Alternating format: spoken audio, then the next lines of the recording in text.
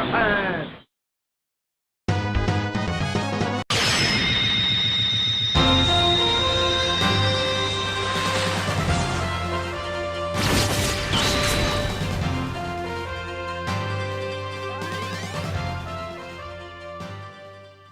Hey, what's up, everybody? We're back with another episode of World Broadcasting Heroes. Yep.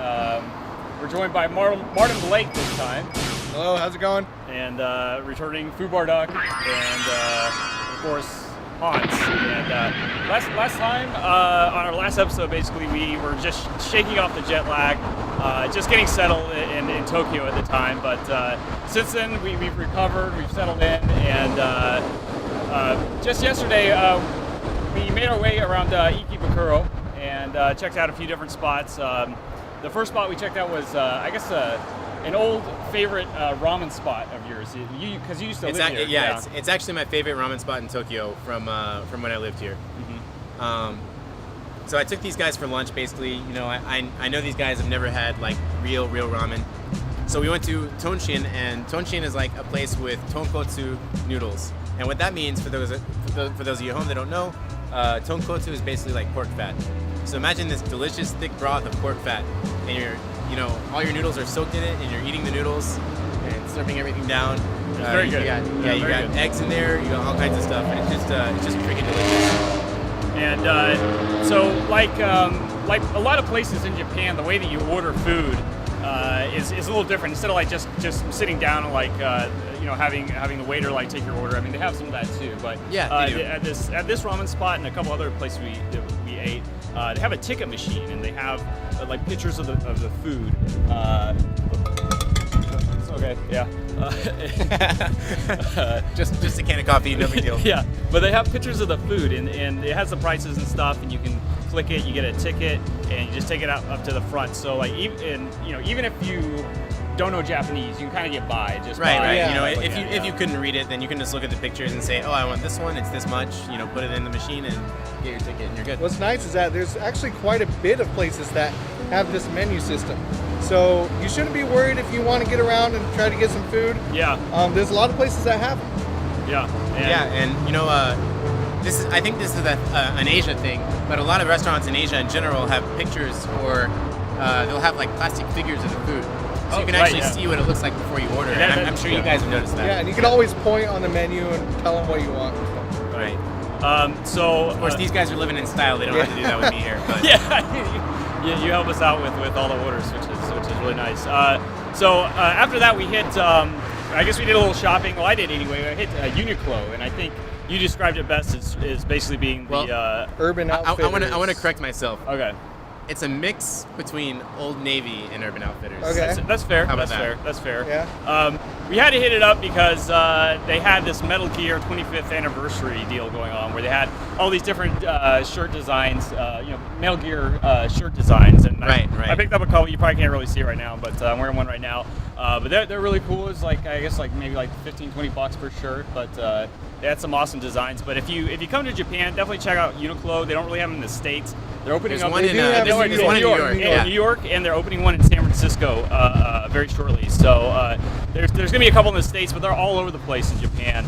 And you can get some pretty like nice, stylish clothes for fairly cheap. Yeah, I'd say. That's the idea. I mean, sure. The 25th anniversary shirts, if you're looking for them, they're not going to be available online on the Uniqlo store here in the U.S. So you would have to come to Japan to find those. Right. I see. Yeah. And then we hit an arcade that was in that same area, Game Safari. Right. And this is an arcade that I also used to come to every once in a while when I lived in the area. Game Safari has a pretty strong history as a fighting game arcade. It's been around since the SF2 days. Mm-hmm. And Game Safari has a very unique sign at the entrance, which I believe you already uploaded the picture of. It's a gigantic zebra butt. Yeah. And that is how you know that you're at Game Safari. He's like hopped into an explosion or something, and all you see is the back half of the zebra. And so we went up there, and like basically every other arcade in Japan, it was a bunch of teenagers playing Gundam versus Gundam. Yeah. Like the newest version, full boost. But and they had like a handful of Street Fighter 4 arcades and like a Third Strike machine. Virtua Fighter 5. They had one Virtua Fighter 5 like on a CRT kind of setup. Yeah, for 50 yen instead of 100 yen, which is the normal price. Yeah, and then there's Tekken Unlimited Tag 2, which is a new version where you can play solo or as a team, and there was a handful of guys in there playing. A couple dudes, and we played and got the fluoride with us.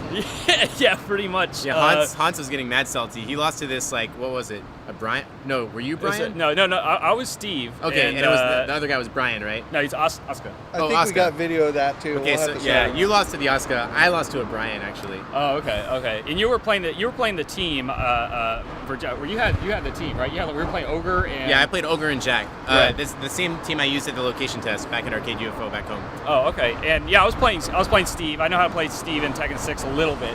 Right. And so I landed a couple back one counter hits and got a few combos off, but I mean, I could tell this guy was trolling me. He was using the same moves over and over again, and so I got away with a few rounds. But overall, I mean, these guys definitely knew what they're doing. I thought it was really funny. The guy's name on his card, the data card was complete failure in life.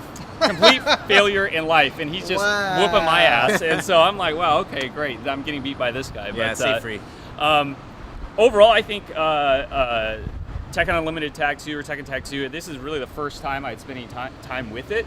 I think the game looks amazing, man. It's absolutely beautiful. It's gorgeous. They made some little touches to the pre-existing character, or all all the characters. I mean, they're all pretty much the same. Good. But when you go back to Tekken 6, I definitely saw the difference. Oh yeah, I actually put money in the Tekken 6 machine on accident, thinking it was Unlimited Tag 2.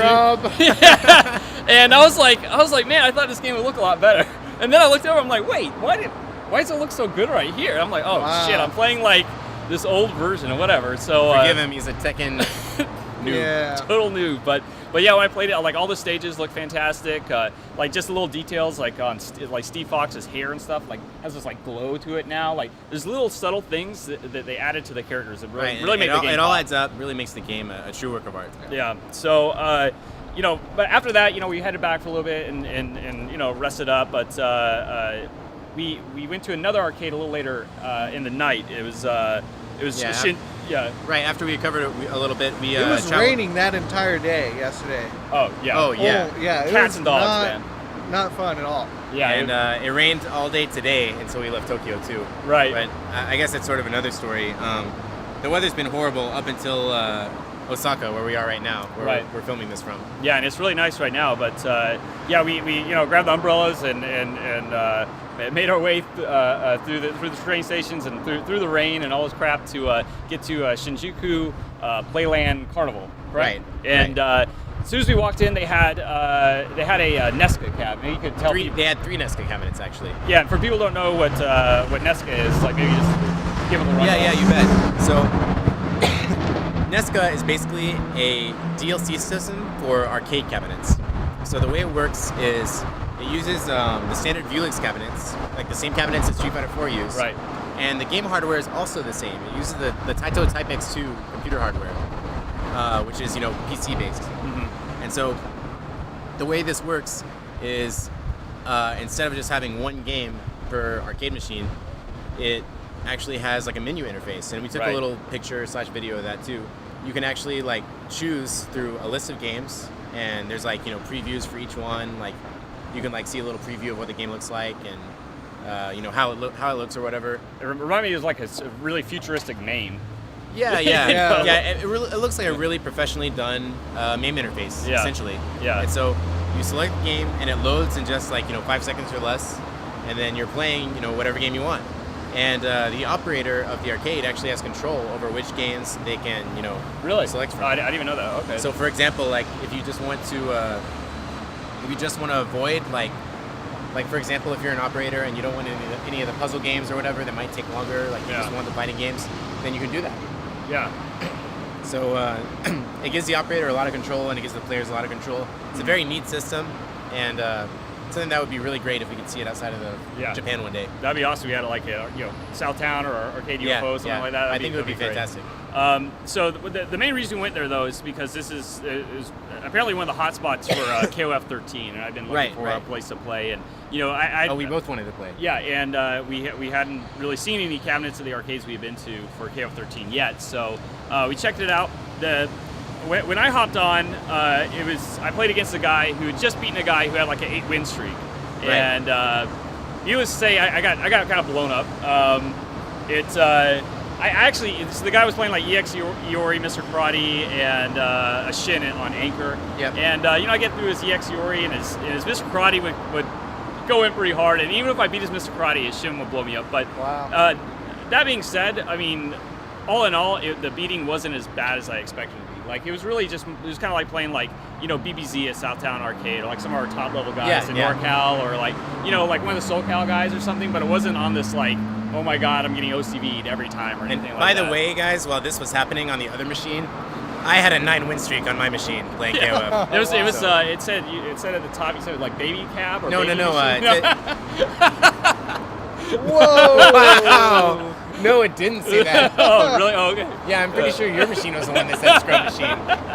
PCAI machine. No, yeah, but you said that but you plowed through a couple guys that had they're playing like random teams or something, or not random teams, Well, but like I was playing some teams that I felt like weren't really powerful teams. Right. And then at the end, a guy challenged me with a team consisting of EX Iori, Mr. Karate, and Hua. right. And as soon as he picked that team, I was like, okay, this guy actually knows what he's doing. Yeah. He's picking a real KOF 13 team. Yeah. And sure enough, he beat me, but I got down to his Hua. And basically, once he got to Hua, it was his Hua versus my Biddy. It was my anchor. Yeah. And he would just do the drinking super, and then just do kicks. Yeah. And that's all he did. And he just did. He literally like just did it. Just did the kick, the air kick over and over. Mm-hmm. And but you held it down. I held it down. Now, the one thing that was interesting about the cabinet that you're playing on is the way that you would select the controls for KOF 13 is, some of you may know, like, you either have like the rainbow style, where it's like right, kind of like the across old school SNK Neo Geo layout, sort of like A B C D. Yeah, right, exactly. And then you have the sort of like the box version where it's like A B C D. Right, and that's the version that's been around since KOF 11. Right. Okay. KOF 11 switched it to that layout officially, but now you have. I'm not a fan of it, honestly. I don't that's like the thing. that. Is there are players like you and a lot of Japanese players too that complained about the new button layout. I don't like it. Okay. And we're used to the old one. So this machine actually had the option to change between 3 different button layouts. Oh, that's right. With the flick of a switch, and I didn't even understand the third layout. I had no idea what that was all about. And it was crazy because it was like this dial that you would turn to get the controls. But on the machine that I was playing on, it you could select the menus. So I don't know, but I never seen anything like that. But yeah, it was pretty nuts. But after it might have been a Chinese layout, perhaps. That makes sense. Yeah, definitely. But yeah, so after we played a handful of games, we headed out with the final round back guys. But as we were heading out, we saw something that was really interesting. They had. We did, yeah. I took a photo of it. I think you did too. Right. It was ST. It was ST being streamed to Ustream, like on its own. I mean, how would you even explain it? It was it's hard to describe. It was it was basically like a miniature PC cabinet. Right. Yeah. Yeah. And all you could see was a screen. There were no controls or anything. Yeah. And there was a banner on it that said streaming on Ustream. Here's the URL.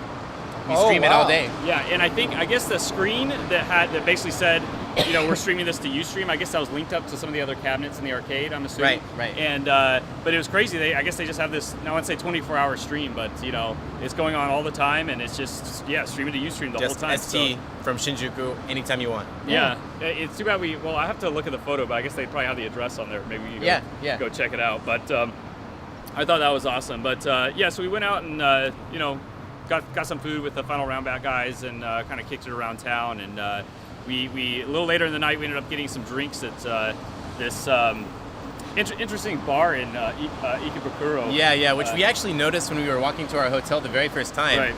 And we were like, I wonder what kind of place that is. But yeah, we wanted to grab a few drinks last night. We had shaken off the jet lag, and we wanted to relax for a little bit. So Nidell and I had some drinks, and there was this place close to our hotel called Beersaurus. Beersaurus, yeah. And it had a picture of like a dinosaur skeleton on the sign. Yeah, and on the inside of the bar, they have sort of like a prehistoric theme. I mean, they had like, I guess some in like the dinosaur skeletons and stuff, but here and there. But it definitely had a theme of dinosaurs. Yeah, but like overall, it's like they were trying to push is like this sort of like this American bar. I mean, they had the reason I really liked it though is because they had every type of beer you could think of. Really, Yeah, and that was actually the largest beer selection I've ever seen. Yeah. In a Japanese bar. Period. Right. So the reason we're bringing this up is if you are a foreigner and you want to have a drink and you're looking for basically your favorite type of beer and you're in Ikebukuro, check out Beersaurus. They have everything, Heineken, Corona to Hefeweizen, all kinds of stuff. So, but it was pretty cool. But yeah, Brooklyn Lager, they had that, which is one of my faves back home. So I don't know about you guys.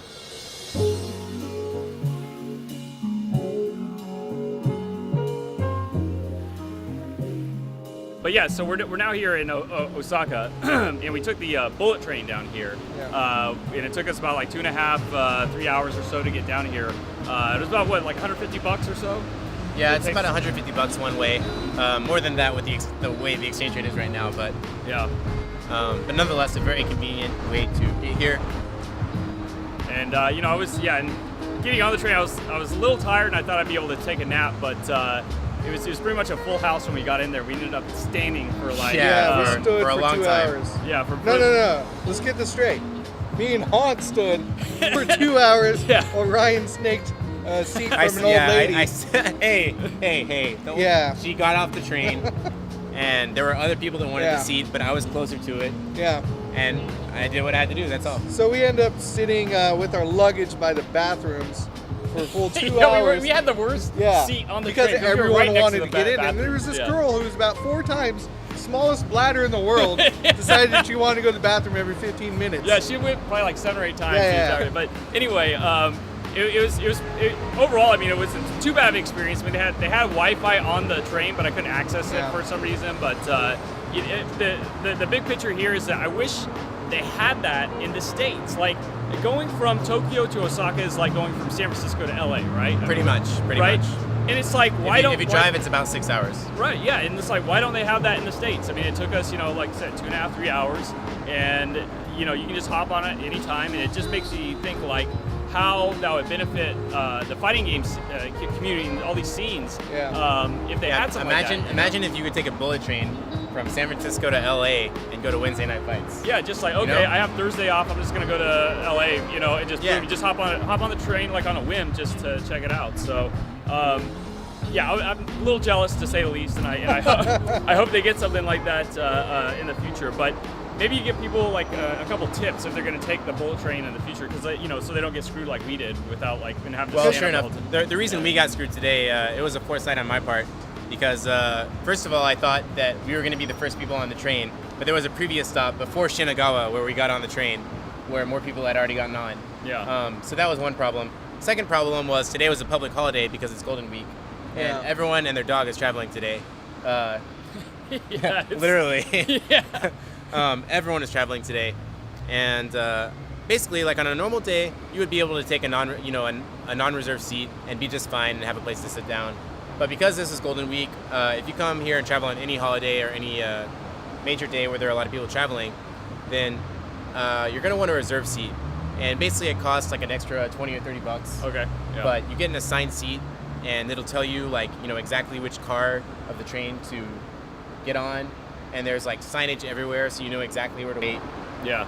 So you'll be in the right line and stuff like that. I mean, it makes sense.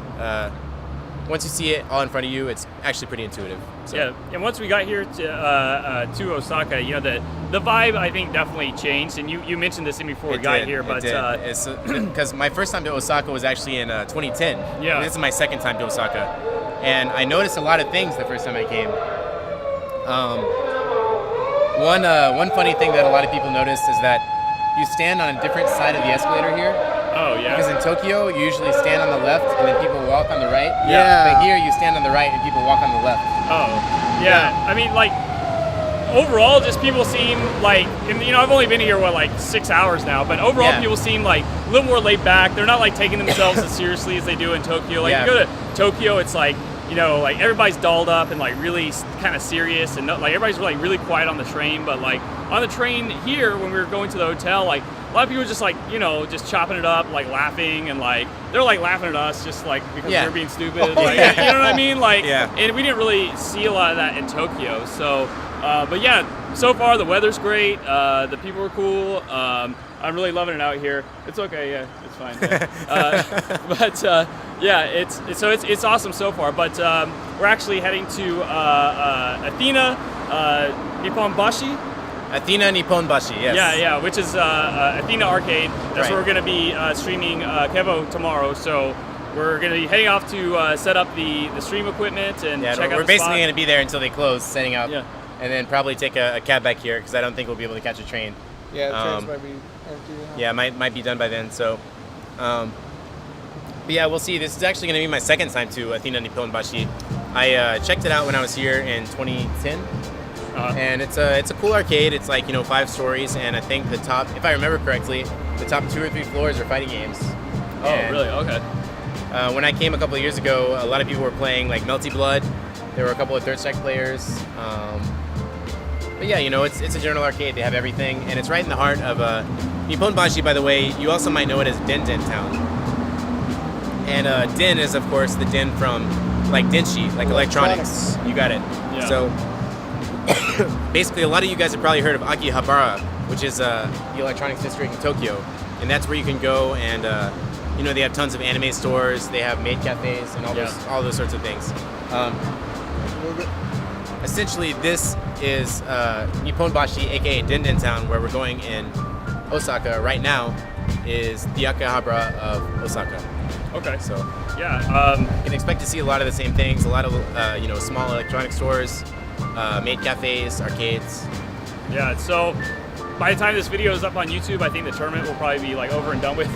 But so keep an eye out for the videos, like the videos from Kevo. Like there's gonna be a lot of great Japanese players there, so you definitely want to check that out. They all have some interesting teams, a lot of interesting tech. So and that's for Marvel, and like we said on I think one of the last videos too, they're gonna have Persona 4 and Power Instinct. So I'm really excited to be a part of the tournament and stream it and just broadcast the entire thing. But yeah, very much so. But yeah, to follow us along on our trip here in Japan and just keep up with all the happenings with the World Broadcasting Heroes, you can follow me on Twitter @Haunts. And myself, I'm @Fooberduck. I'm @Martin Blake. Yep, and we'll see you guys next time.